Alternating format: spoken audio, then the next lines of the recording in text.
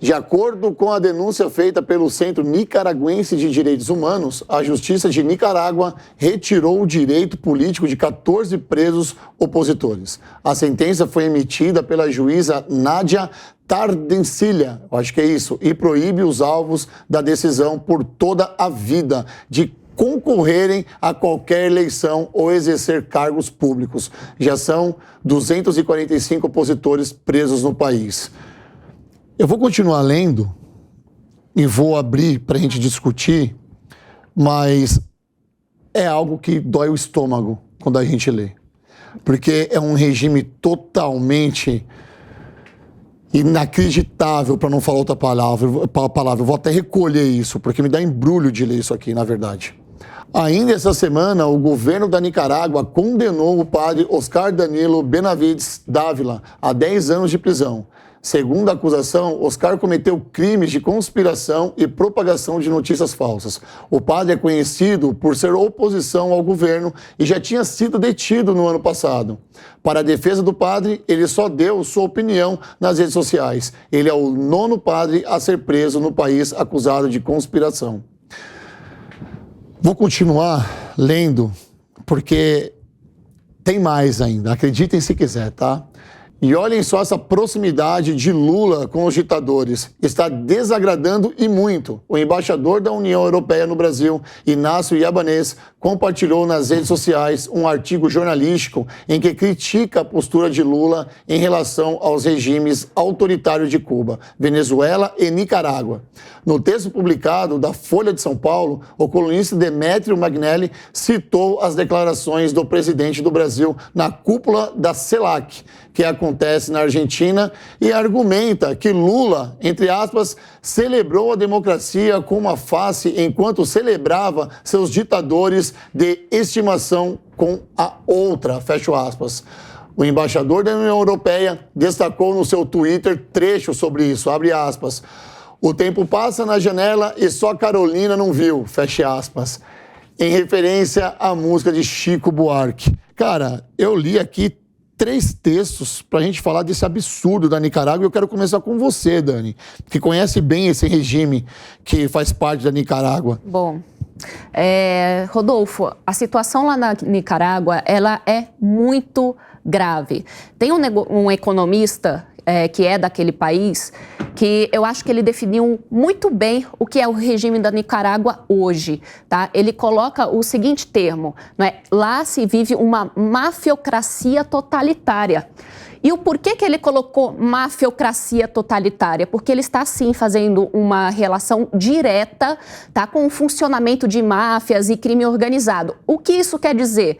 Isso quer dizer que, o que significa a máfia em si? Bom, ela busca, não é, cada vez mais riqueza por intermédio de ações ilegais, ilegítimas, não é? E assim vai crescendo cada vez mais a sua riqueza, o seu capital. Esse é o objetivo, não é, do crime organizado e da máfia em si.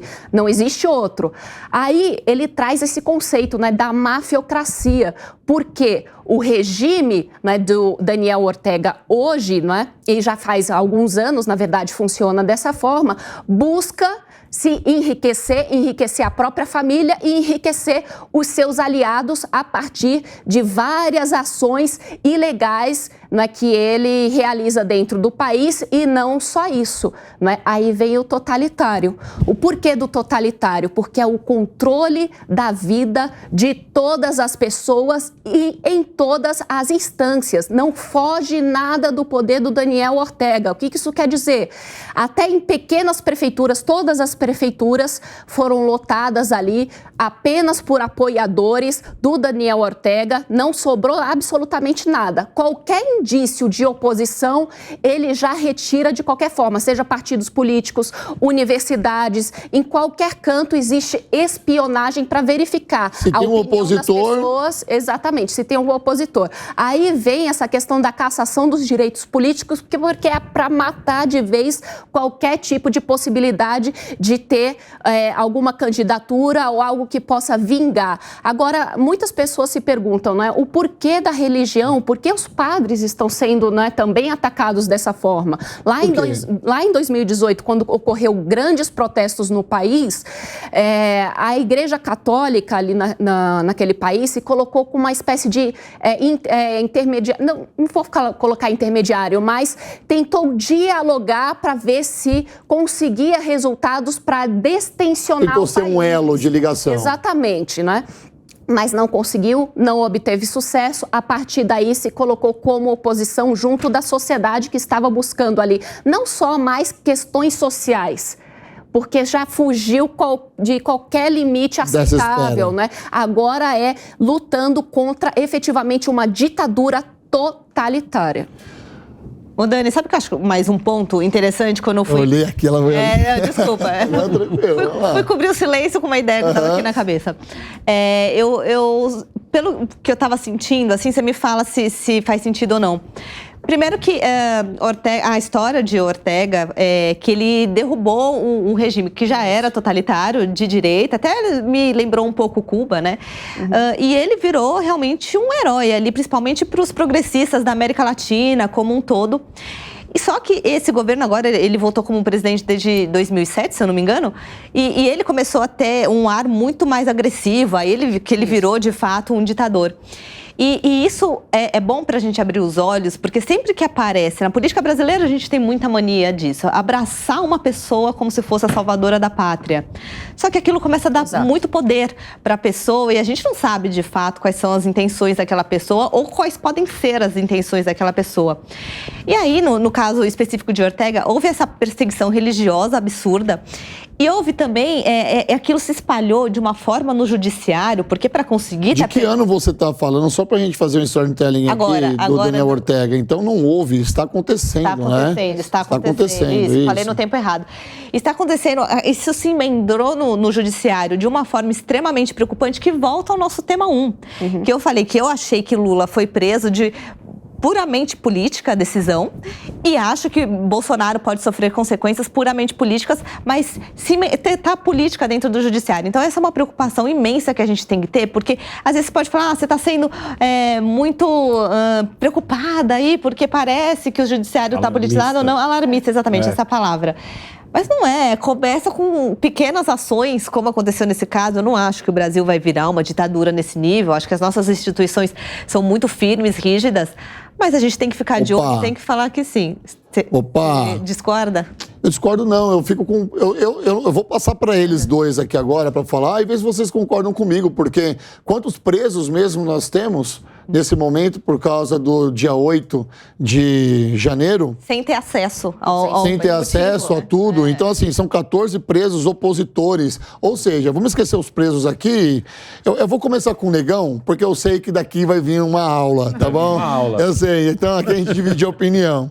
São 14 presos opositores. Olha a palavra, opositores. E aqui não está se vendo... A gente está começando a notar algo meio que semelhante. Se você... Se opuser a isso, você vai sofrer uma proporção menor, mas começa a gatinhar. Concorda, Negão? Então, por favor. O Daniel Ortega, ele é a ovelha negra da família do Foro de São Paulo, né? Ele é o criado mudo que está com algum problema, que está rangendo a gaveta no quarto do Lula. Por quê? Porque, no final das contas, o Daniel Ortega é o sonho da maioria do pessoal anti-horário. Viver o que está vivendo a Nicarágua agora é o sonho de boa parte da militância que apoia o Lula. Infelizmente, o que está acontecendo também na Nicarágua era o sonho de muita gente já ao lado da direita, só que eles queriam ao lado da direita. Eu concordo também que as nossas instituições estão fortes, mas assim, balançando, né? Porque a gente vê algumas semelhanças, obviamente, numa... Tá tipo aquele prédio do Sérgio Naia, tá forte. Tá forte, mas tá balançando.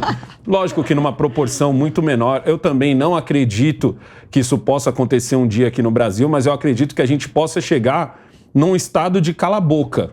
Apesar da ministra ter dito um dia que o cala-boca já morreu, eu acho que ele voltou como um zumbi, entendeu? Que tá tentando infectar outros a se calarem também.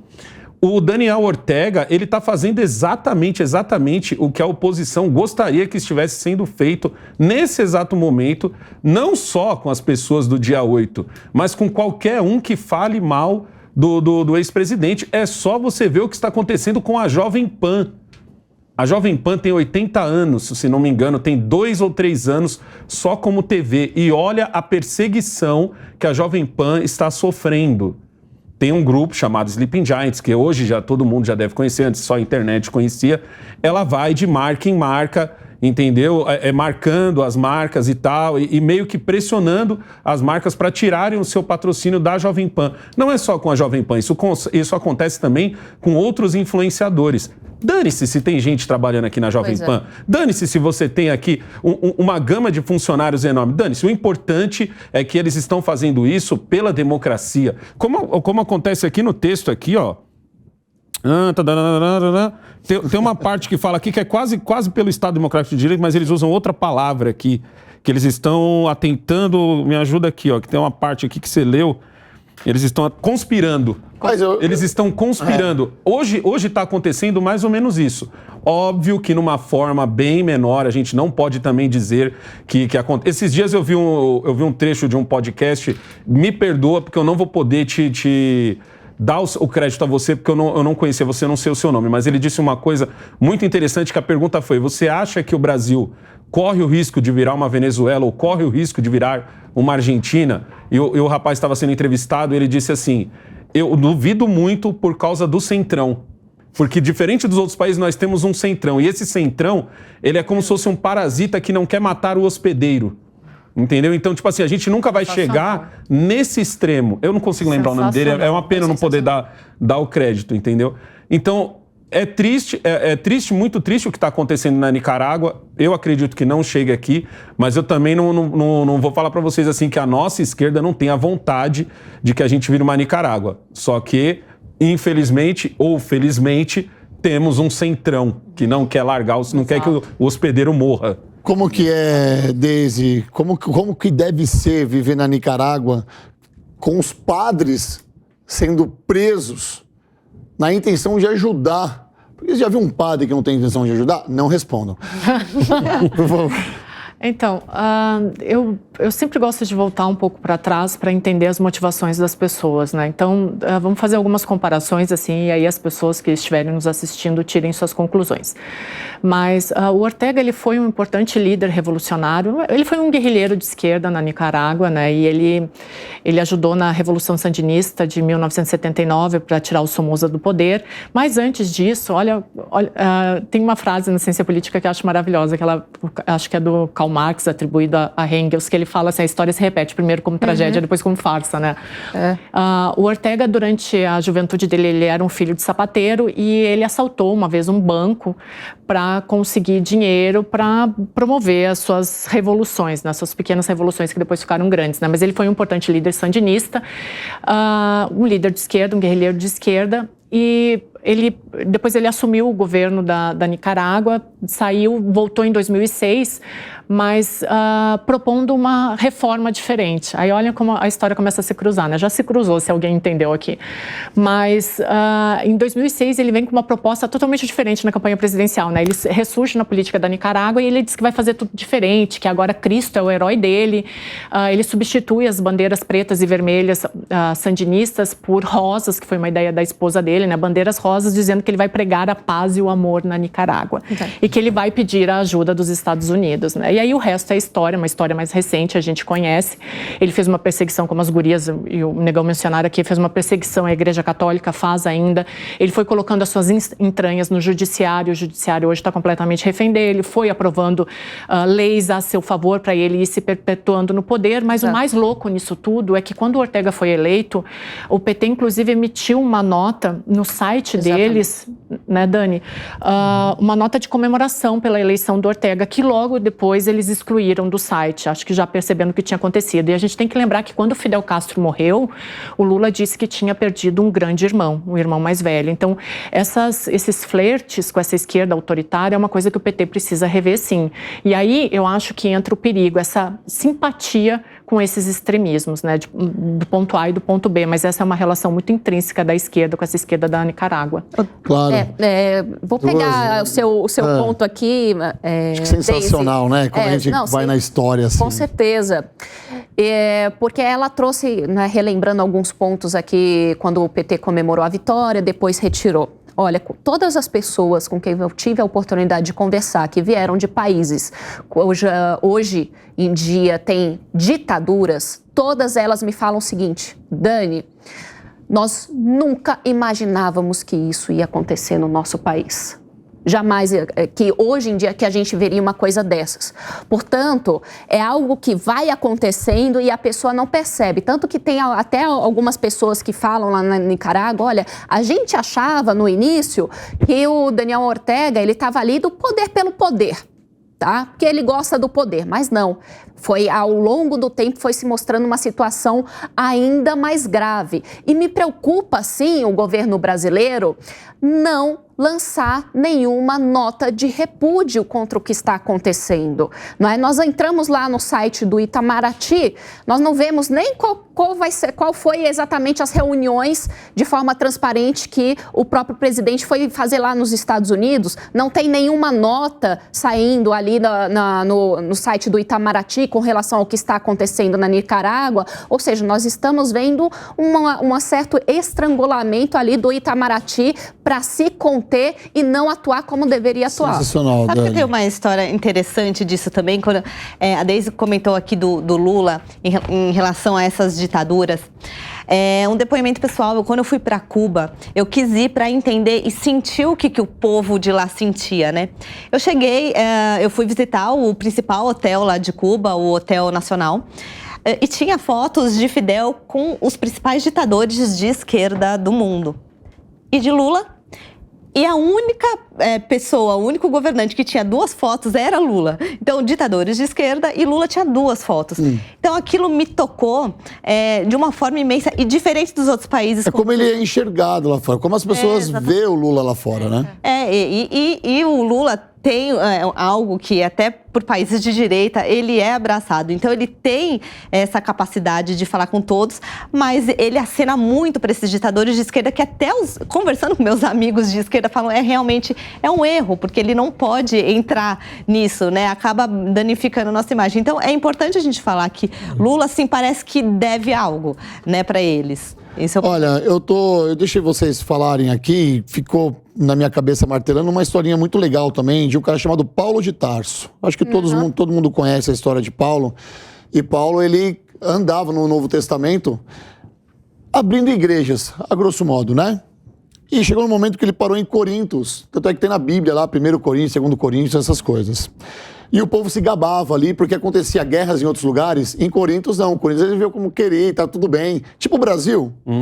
E aí Paulo, sábio, olhou para aquele povo de Corintos e falou assim, tá lá em 10:12, você encontra isso lá na Bíblia, tá bom? Não tô querendo pregar aqui, mas é uma história muito legal, que se assemelha com nós aqui e com o povo da Nicarágua.